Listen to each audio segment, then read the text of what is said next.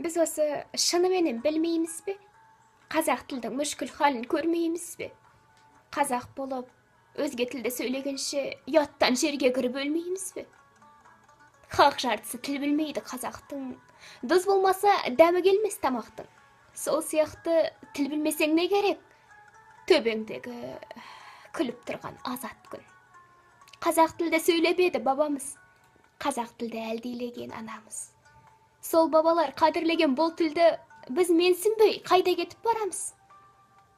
Ауруын жасырғандар өледі. Не болады тіліміздің көрері?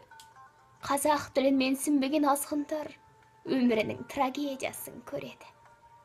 Сенің тілің қазақ тілі, ей қазақ. Қазақ тілі болғаны ма қумасақ?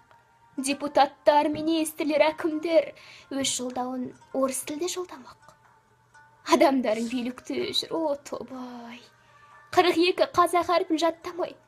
Қазақстанда қазақ тілін білмейтін басшылар бар. Неткен сұмдық, масқарай.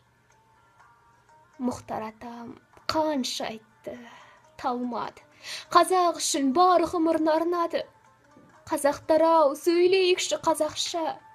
Бабалардың орындалсын арманы. Түсінемін, империяның бұғауында болғанбыз. Берілмебек, тәуелсіздік алғанбыз. Енді неге сөйлемейміз қазақша? Тайып кеттік, адал, дүзу жолдамыз. Басқа тілдің бәрін білді, өз тіліңді құрметті. Ағайын-ау, сөйлейікші қазақша. Осы сөзді үлгі